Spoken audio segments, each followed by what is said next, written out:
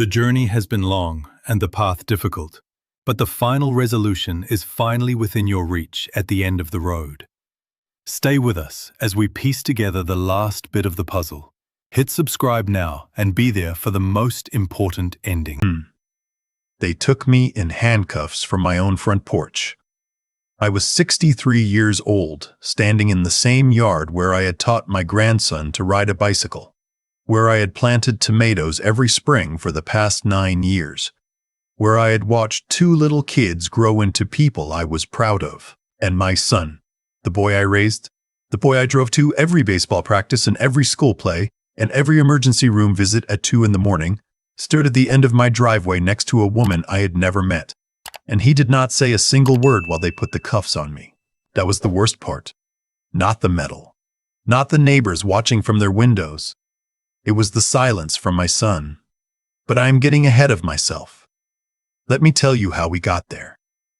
Because this story doesn't start in handcuffs. It starts on a Tuesday morning in October, 9 years earlier, when my son Marcus knocked on my door at 7 a.m. with 2 children and 1 duffel bag.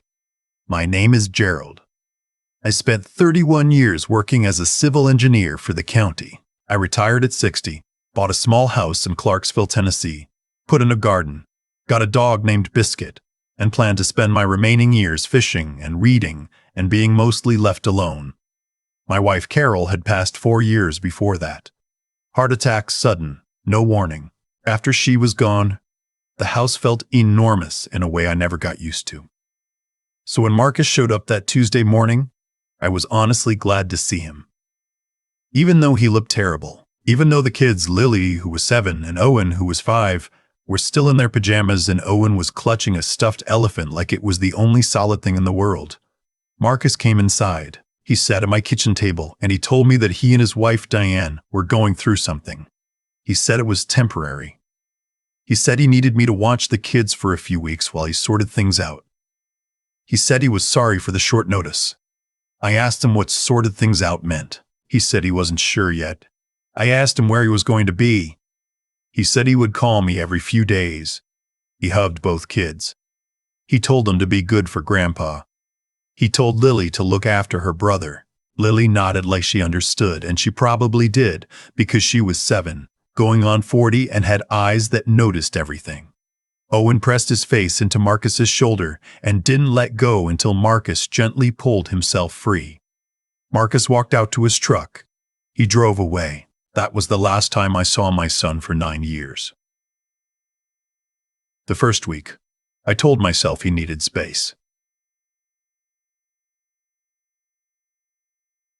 The second week, I called his cell phone every day. Mostly it rang and went to voicemail. A few times he picked up and said he was fine. He was working on things. The kids were okay with me, right? I said yes. The kids were fine. He said good. He said he would call soon. He didn't. By the end of the first month, I understood that a few weeks was not going to mean a few weeks. By the end of the 3rd month, I stopped waiting for him to come back and started figuring out how to raise 2 grandchildren. I want to be careful here. I don't want to make it sound heroic because it wasn't. It was just life. You do what's in front of you. Lily needed to get to school. Owen needed a doctor because he had ear infections constantly that first year. They both needed dinner and baths and someone to sit with them when they had bad dreams. I did those things. That was all. I was 60 years old, and I hadn't raised a small child in decades, and I was exhausted in ways I didn't know were possible. But I did those things because they were there, and they were mine, and there was nobody else. My neighbor Ray was the one who suggested I make it official. Ray was 71, a retired family court attorney, lived 3 houses down with his wife Patrice. He used to walk his dog past my house every morning, and sometimes he'd stop, and we'd talk over the fence. One morning, about 4 months after Marcus left, he stopped and looked at me for a moment and said, "Gerald, you need to get legal guardianship of those kids." I said I didn't want to do anything that would make it harder for Marcus to come back. Ray said, I understand that. But right now, you can't enroll them in school properly. You can't make medical decisions without a fight. And if anything goes wrong, you have no standing. You're doing the work. You need the paper to match. He was right. I filed for temporary guardianship.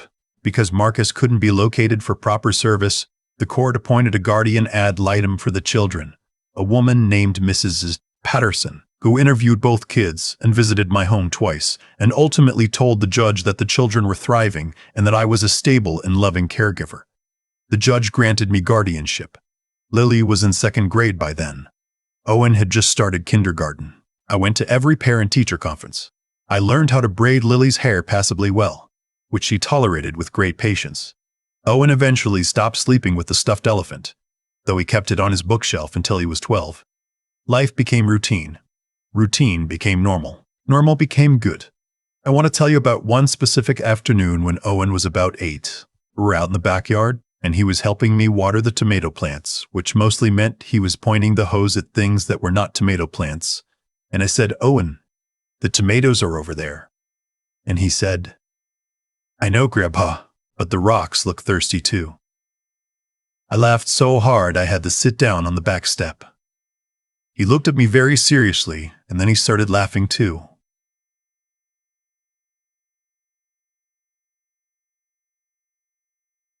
Though I don't think he was entirely sure why. That is one of my favorite memories. I hold on to it. I heard from Marcus twice in 9 years, once, about 2 years in. A postcard from Nevada with just his handwriting saying he was okay and he was sorry.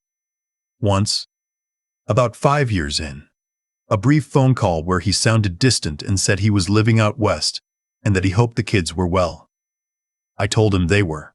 I asked if he wanted to speak with them. He was quiet for a long time and then he said maybe not yet. I didn't push. I didn't understand, but I didn't push. After that call, I sat in my kitchen for a while and felt something that wasn't quite grief and wasn't quite anger.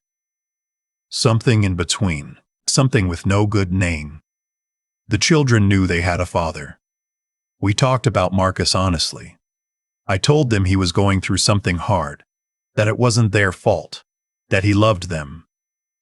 I don't know if those things were all true, but I believed enough of them to say them. Lily, as she got older, asked harder questions, and I answered what I could and said I didn't know for the rest. She appreciated that. She told me once, when she was about 15, that she was glad I never made up comfortable lies. I told her that was her grandmother in her. Carol had been the same way. Owen processed things more quietly. He was a gentle kid, thoughtful, slow to speak, but usually right when he did. He played guitar. He was good at math. He had a small group of close friends and was loyal to them in the way that really matters. By the time he was 14, he was taller than me, which he found very funny and which I pretended to find less funny than I actually did. Then Lily turned 18 and enrolled at Austin Peay State University, 20 minutes from the house. She came home on weekends sometimes. Owen was 16. My life had found its shape, and I was at peace with that shape. And then one morning in March, I answered my front door and found Marcus standing on my porch. He looked different. Older, obviously, but also smoother somehow. Better dressed than I remembered. Behind him, parked at the curb, was a white Mercedes I didn't recognize. Standing next to the car was a woman I had never seen. Tall, well-dressed, watching the house with an expression I couldn't quite read from that distance. I stood in the doorway and looked at my son for a moment. I didn't know what I felt. I had imagined this moment in various versions over the years, and in most of those versions I had something clear and important to say. But standing there, actually looking at him, I mostly just felt tired. I said, "Marcus." He said, "Dad." I let him in. He introduced the woman as Serena.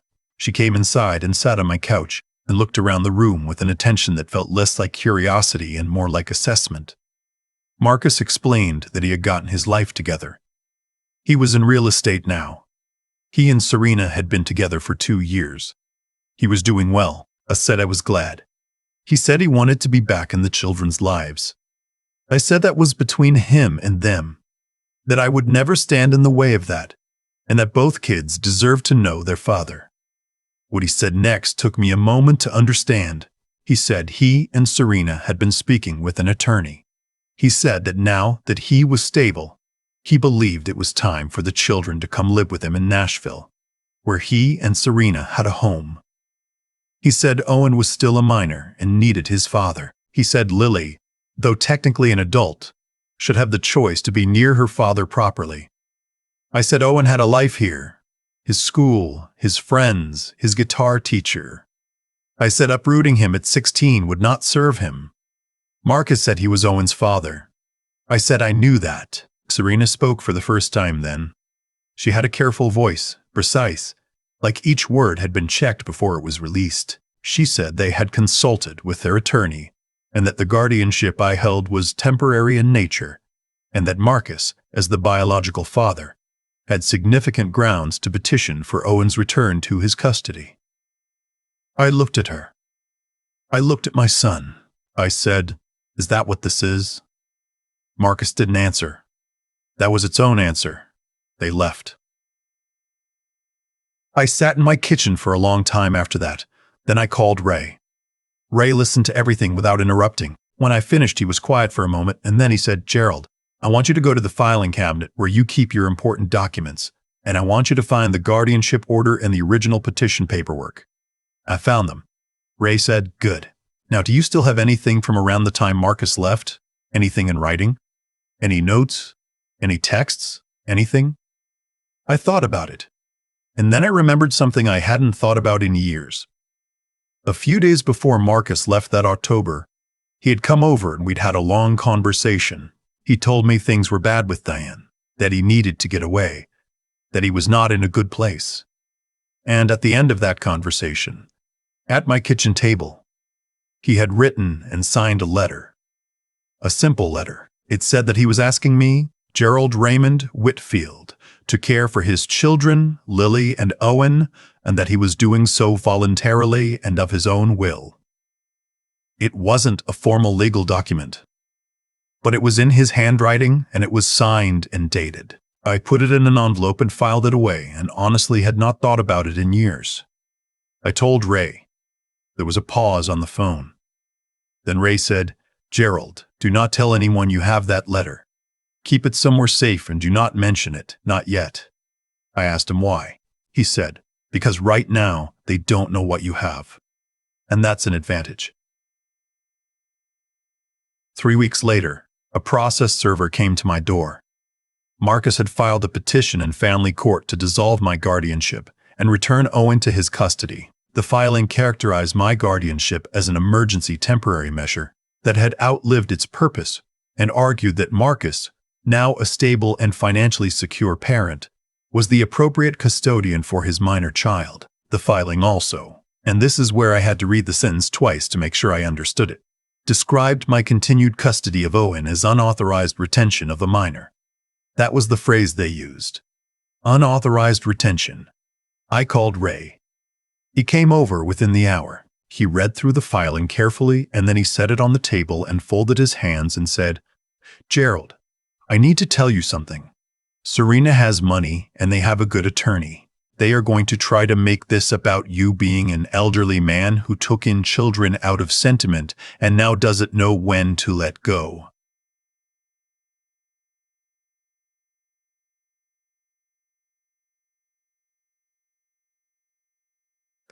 They are going to be very respectful and very deliberate and very wrong, and we are going to need to be careful and patient. I said I had the letter. Ray said the letter was important but not sufficient on its own. He said we needed corroboration. People who knew the history. Teachers. Doctors. People who had watched me raise these children for 9 years, over the following 2 months. Ray, who had filed for reinstatement of his law license specifically for this case, which he told me about matter-of-factly in a way that made my throat tighten, put together a file. He spoke with both of Owen's teachers from middle school, who were still in the district. He got a letter from our family doctor, Dr. Tang Nguyen, who had been treating both children since they were small and who wrote 3 pages describing the continuity of care and the clearly loving home environment she had witnessed. He tracked down Mrs. Patterson, the original guardian ad litem, who was retired but agreed to write a statement, and he spoke with 4 of our neighbors, people who had watched Lily and Owen grow up, who had been at birthday parties and backyard cookouts, and had seen me at school events and had never once seen Marcus. Lily was furious when I told her what was happening. She drove home from campus and sat across from me at the kitchen table and said, "He left. He left. He left and now he wants to come back and take Owen? No." She said she wanted to speak to the court. Ray told her there would likely be an opportunity for that. Owen was quieter about it, which worried me more. He came to me one evening when I was sitting in the living room, and he sat down in the chair across from me and he said, "Grandpa, are you scared?" I said I was a little worried. Yes. He said I was a little worried. Yes. He said, "I already told my friends at school who my family is. It's you and Lily. That's not going to change because some judge signs a paper." I didn't trust myself to speak for a moment. Then I said, "You're a good kid, Owen." He said, "You made me a good kid." The hearing was set for a Wednesday morning in May. Ray and I arrived early. Marcus and Serena were already there with their attorney, a polished man named Calloway who had an expensive watch and moved through the room like he was accustomed to winning. The morning did not go well for us at first. Calloway was smooth. He presented Marcus as a reformed man, a father who had made mistakes but who had rebuilt his life and now wanted to be present for his son. He had financial statements. He had photographs of Marcus and Serena's home in Nashville. He had a child psychologist who testified very gently that children benefited from connection with biological parents. Then Calloway said something I had been dreading. He told the judge that my guardianship had always been intended as temporary, and that my continuing to retain Owen amounted to interference with a biological parent's rights. He used the phrase unauthorized retention again. He said it twice. I looked at the judge, a woman named Judge Harmon, and I watched her face. She was listening. She was not showing much, but she was listening carefully. Ray's turn came after lunch. He was 71 years old, and he moved slowly, and he wore a suit that was maybe 15 years out of fashion. And when he stood up, I saw Calloway glance at him with an expression that was almost a smile. Ray called Dr. Nguyen first. She testified about 9 years of medical appointments, the vaccinations and the broken wrist, and the ear infections and the annual checkups, the father she had never met, and the grandfather who had been at every single appointment without exception. She said, "In my professional opinion, Gerald Whitfield is the primary attachment figure for both of these children. That attachment is the foundation of their emotional health." Ray called Owen's 8th grade English teacher, Mr. Rob Dominguez, who described going to Gerald at parent conferences for 4 years and never meeting or hearing from a father. He said Owen had once written an essay about the person he admired most. It was about me. Mr. Heist. Dominguez said he had kept a copy because it was one of the best essays he had received in 20 years of teaching. Ray called 2 neighbors. They were straightforward and steady, and they described 9 years of watching me raise those children. Then Ray called Owen. Owen was 16.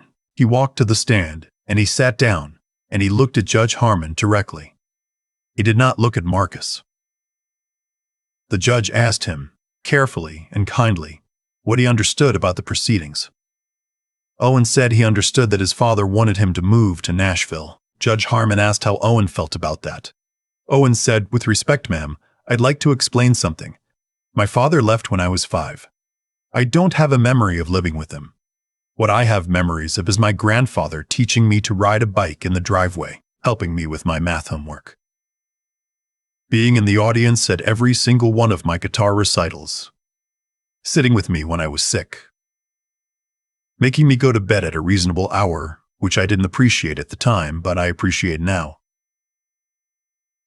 There was a quiet laugh from somewhere in the room. Owen continued, "My grandfather didn't do any of that because a judge told him to.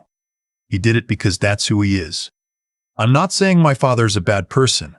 I'm saying I already have a father. His name is Gerald Whitfield. Anything else is just biology." The room was very still. Judge Harmon looked at Owen for a long moment. Then she said, "Thank you, Owen. You may step down." Ray stood and said he had one more piece of evidence he wished to enter. He submitted the letter. Marcus's letter, handwritten and signed the week before he left. The one I had kept in an envelope in my filing cabinet for 9 years. Ray had also obtained, through the original notary's records, a certified copy of a related document I hadn't even known existed, when Marcus had appeared before the notary to have certain paperwork handled before his departure. There was a signed acknowledgement in the file, confirming he was voluntarily leaving his children in my care. Calloway objected. The objection was overruled. Judge Harmon read both documents. Then she looked up at Marcus. She said, "Mr. Whitfield, I want to make sure I understand your position. You are petitioning this court to remove a child from the only stable home he has known for 9 years, from the man who has functioned as his primary parent in every meaningful sense, on the grounds that you are his biological father and have recently achieved stability. Is that correct?" Marcus said. "Your Honor, I've changed," Judge Harmon said. "I'm sure you have. And if you want a relationship with your son, the door is open for that. But that is a very different question from what you've asked this court to do today." She denied the petition. She confirmed my guardianship. She also noted in her ruling, for the record, that Owen had demonstrated a level of clarity and maturity in his testimony that she found compelling. After it was over, we walked out into the May sunshine, and Ray shook my hand, and Lily, who had sat in that courtroom for 4 hours, barely moving, grabbed me in a hug that nearly knocked me over.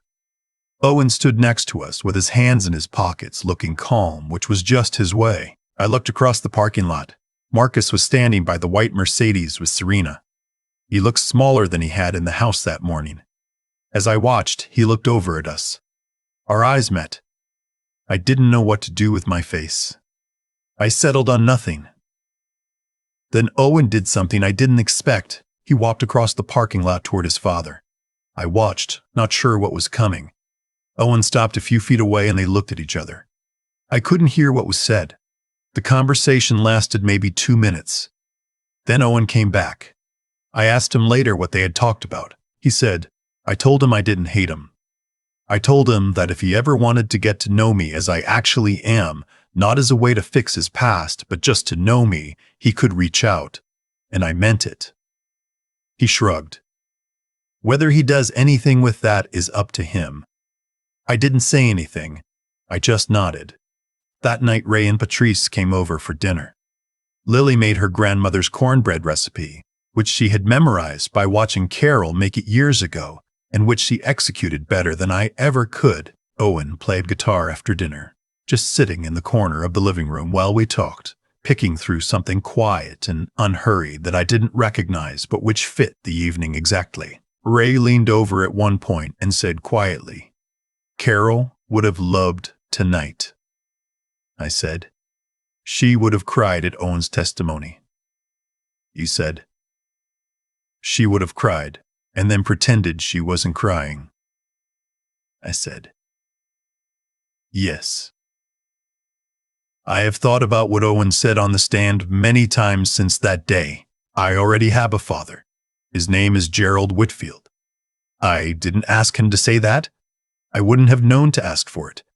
It came from him, which means it was true in the way that only things coming from a 16-year-old boy who doesn't say things he doesn't mean can be true. I still live in the same house. I still have the garden, though Biscuit has been gone a few years now, and I got a new dog, a mutt named Sergeant, who has absolutely no discipline and whom I love completely. Owen is in his senior year and has been accepted at the University of Tennessee to study music. Lily graduated last spring and got a job in Nashville, not far from where her father lives, as it turns out, though that has not led to any contact as far as I know, and I don't press it. That is her road to travel, not mine. Marcus did send Owen a text message about 3 months after the hearing. Owen showed it to me. It was brief and a little awkward, the kind of message written by someone who doesn't quite know yet how to be what they want to be. Owen texted back. They have exchanged a few more since then. I don't ask about it. Owen tells me when he wants to tell me, which is his way. Ray and I still talk over the fence most mornings. He doesn't walk as far as he used to, but he still comes out with his coffee, and we still stand there and talk about the garden and the news and whatever Owen did the day before. Patrice says we are like two old trees that grew crooked toward each other. I think that might be the nicest thing anyone has said about me in years. I raised 2 children. I did not plan to. I did not have a particular strategy or a philosophy. I just got up every morning and did what needed to be done. And I tried to be someone they could count on, and I tried to tell the truth, and I tried to laugh when things were funny, and sit with them when things were hard. That's all I did. I don't know if that makes me remarkable. I don't think it does. I think it just makes me a grandfather who stayed, and if you ask me whether it was worth it, if you ask me whether 9 years of school lunches and parent conferences and midnight fevers and guitar recitals and court hearings was worth it, I'll tell you what Owen said on that stand. That's my answer.